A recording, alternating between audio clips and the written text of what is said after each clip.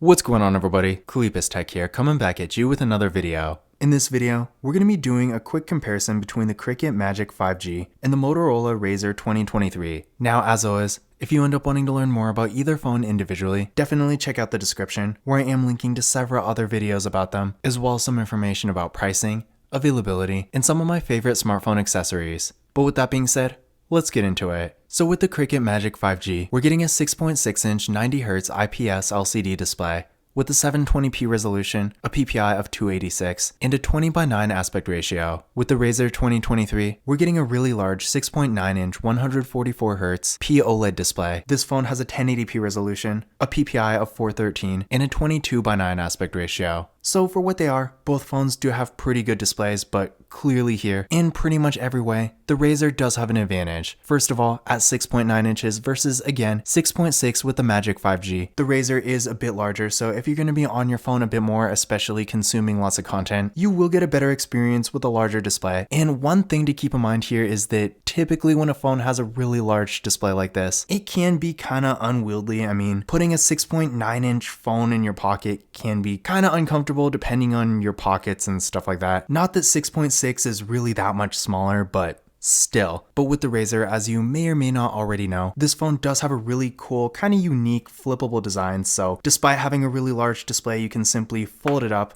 put it in your pocket, and this is smaller than pretty much any phone that exists. So on one hand, you are getting the advantage of having a really huge display, but on the other hand, you're also getting an extra advantage of having a really compact device. So I feel like it's a win no matter what. That being said, of course, I know some people might not be super comfortable with having a flippable design, and I definitely do get this. I mean, even for me myself, I personally prefer more of a traditional design, but I will say despite folding up, it is pretty durable in my experience. It's not like it's gonna break in half unless you really damage it or something, so I feel like that's really nothing to worry about. In addition to the size, the Razr also does have significantly better image quality. First of all, with a 1080p resolution versus, again, 720p with the Magic 5G. The Razr does have a sharper, more premium looking image, and in addition to this, with a POLED display, it is a little bit brighter. I don't know if you can really tell in this video. The colors are also a bit more vibrant, and the viewing angles are a bit better. So if you're maybe outside in the sun, for example, the Razr will be a bit easier to see. And also, this is definitely a bit more of a subtle difference, but with a 144Hz refresh rate versus, again, 90Hz with the Cricket Magic 5G. Don't get me wrong, both are above average, but with the Razr, the movement on the screen is a bit faster and smoother, so the phone is going to feel a bit more premium to use. Now, all this being said, despite the Razr being significantly better when it comes to the display, not everyone is really going to be on their phone all the time consuming lots of content, and if you're really not looking for something to watch videos on, do a ton of web browsing and stuff like that, and you really need more of a basic device, then I still feel like the Cricket Magic 5G is really not bad for what it is. So in general, of course, if you do want the best display between the two, the Razr will have a big advantage, but if you're really just looking for something for more basic activities, keep in mind, the Cricket Magic 5G definitely doesn't have a bad display, and if you're really not looking for a whole lot, it will still get the job done. Now for storage, with the Cricket Magic 5G, we're getting 64GB of internal storage with microSD card expansion, and with the Razr 2023, we're getting 128GB. But keep in mind, unfortunately, this phone does not have microSD card expansion, so if maybe you're using a microSD card with your current phone, definitely keep this in mind. Now,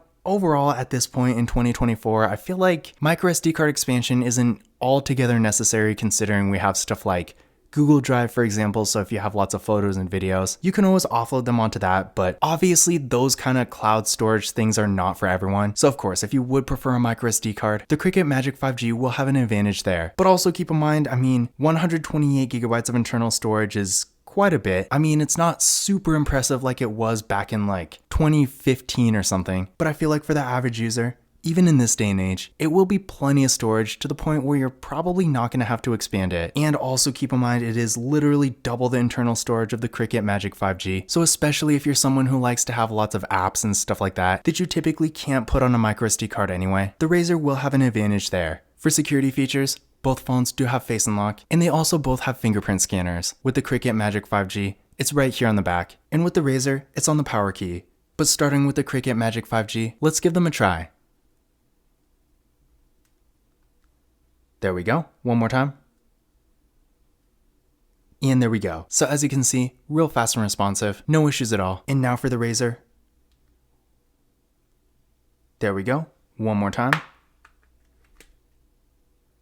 And there we go. So as you can see there, both fingerprint scanners worked real well, no issues at all. And again, both phones have face unlock too, so if you want to use that instead, you always can. Now taking a look at the camera setups here, with the Cricket Magic 5G, up front, we got a water drop notch designed for the selfie camera. This camera is 5 megapixels. Then on the back, we got a dual camera setup, with a 13 megapixel main camera and a 2 megapixel macro camera. And then for video, this phone does have a max recording quality of 2K in both the rear and front cameras. So considering this is a really low-end entry-level phone, definitely a nice thing to see. And then with the Razr, up front, we got a real nice looking hole punch design for the selfie camera. Considering this is more of a premium device, definitely not really that surprising. This camera is 32 megapixels.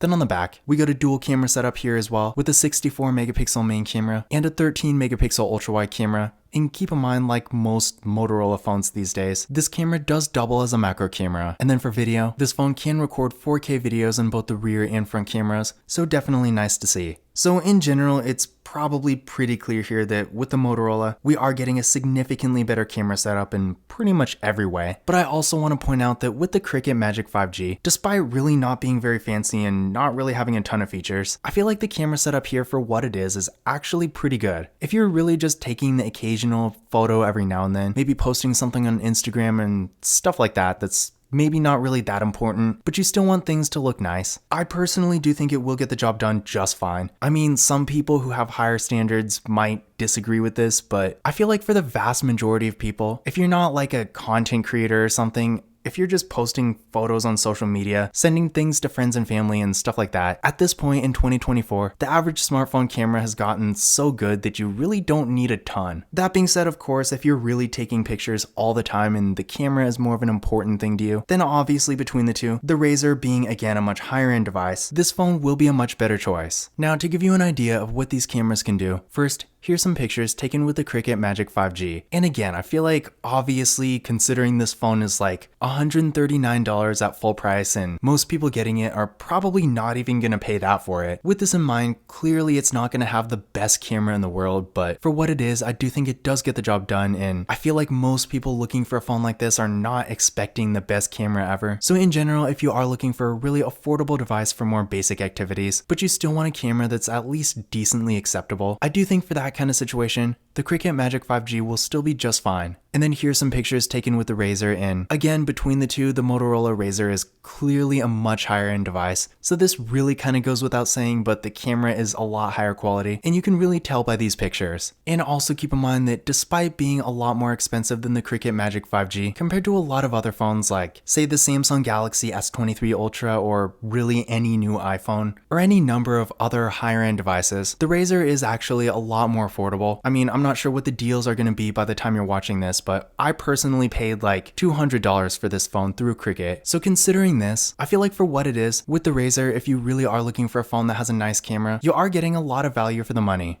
So again, when it comes to the camera, the bottom line here is, if you're really just looking for the basics and you're not really going to be taking a ton of pictures, but you still want something that does work and does get the job done, the Cricket Magic 5G will be perfectly fine. But again, if you really do want a nice camera and you don't mind paying a bit more, I do think the Razr will be a great choice and it's definitely worth considering. Now for the RAM and processor, with the Cricket Magic 5G, we're getting 4GB of RAM with the MediaTek Dimensity 700 processor. So yeah, this processor has been around for a while, and while not being the most impressive processor ever, I do think that for what it is, it does get the job done. I mean, there's definitely a reason they're still using this processor in 2024, so yeah, it's not really the most amazing performance you're ever gonna see, but at the same time, not everyone really needs that. So if you are looking for something for more basic activities, when it comes to performance, I feel like there's really nothing wrong with this phone. Now with the Razr 2023, we're getting 8GB of RAM with the Qualcomm Snapdragon 7 Gen 1 processor. So this phone does have a newer processor, and in general, while not in my opinion being, say, flagship level or anything, I do think it is quite a bit faster than your average mid-range phone. It's kind of in between, maybe not as fast as something like the Samsung Galaxy S23 FE, but still at least a little faster than your typical mid-range phone like, for example, the Samsung Galaxy A54 5G, Motorola Moto G Stylus 5G, and maybe the OnePlus Nord N30. Compared to those phones, I do think the Razr is a little bit better when it comes to performance, but again, when you get into the actual flagship phones, the Razr Plus is going to be a bit different, but with the regular Razr 2023, it is good, but I feel like it's not quite at that level. That being said, of course, between these two, The Razr is significantly faster, so if you are someone who's going to be on your phone a lot, especially doing more demanding activities like high performance mobile gaming, definitely keep this in mind because in that kind of situation, getting a more expensive but also significantly faster phone might be worth it for you. But for basic activities like light web browsing, social media, watching videos every now and then, and stuff like that, I do think the Cricket Magic 5G will be perfectly fine, and despite again having a slightly older processor, in my experience, this is still really not a slow phone. So again, the bottom line here is if you're really not looking for a whole lot, I do think it will be at least okay. Now I ran a benchmark test on each phone here using Geekbench 6, and here are the results I got. So as you can see here, again, the Razr is significantly faster, and in my experience, this does really check out. But again, considering the Cricket Magic 5G is pretty much the cheapest 5G phone you can get, or at least one of them through Cricket at least, this is probably not surprising. But again, if you are looking for something quite a bit faster, that's a little bit closer to flagship level, albeit not quite there, the Razr will be a great choice. But if you're not really doing a whole lot with your phone, again, I do think the Magic 5G will be perfectly fine. Now for the batteries, honestly in my opinion, neither phone is super impressive here, but with the Cricket Magic 5G, we're getting a 4000 mAh battery that I believe supports 10 watt charging, and with the Razr 2023, we're getting a 4200 mAh battery that supports 30 watt fast charging and 5 watt wireless charging, which trust me, in my experience, it's not nearly as bad as it sounds, but if you're expecting like amazing wireless charging, you might be a little disappointed. But honestly, in my experience overall when it comes to wireless charging, I feel like no phone that has wireless charging has super fast wireless charging, so I imagine for most people it's probably not a big deal, but regular 30 watt fast charging is definitely impressive. So although a 4200 mAh battery isn't like the biggest battery ever, and in my experience the battery life on this phone is not necessarily the best, I do think the charging kind of makes up for it, and for average use, it still should be okay. And then with the Cricket Magic 5G, the charging is really nothing special, but again, just like with the Razr, the battery life is at least okay, and despite the battery on the Cricket Magic 5G being a little bit smaller, keep in mind that with stuff like a 144Hz POLED display and a really powerful processor, the Razr is gonna probably burn through the battery a bit faster, so it kind of evens out there. But in general, if you're looking for the absolute best battery you can get for the money, then neither phone here will be it. But if you just need something good enough to get you through the day, you really won't go wrong with either phone here. For the software, both phones do have Android 13. Now, with the Cricket Magic 5G, I'm almost certain this phone is never going to get any major update. With the Razr, it's a little bit less certain because, on one hand, since I personally bought this phone from Cricket, I don't know if Cricket actually supports software updates like that. They might, but if you do get the Cricket version of this phone, again, I'm not 100% sure if it's going to get Android 14, but if you get it factory unlocked, chances are it at least will get Android 14, if not 15 too. So if software support is a bit more important to you, definitely keep this in mind because between these two, the Razr will have an advantage. But as of right now, although we are on Android 14, Android 13 in 2024 is really not too bad. So I honestly have no complaints here.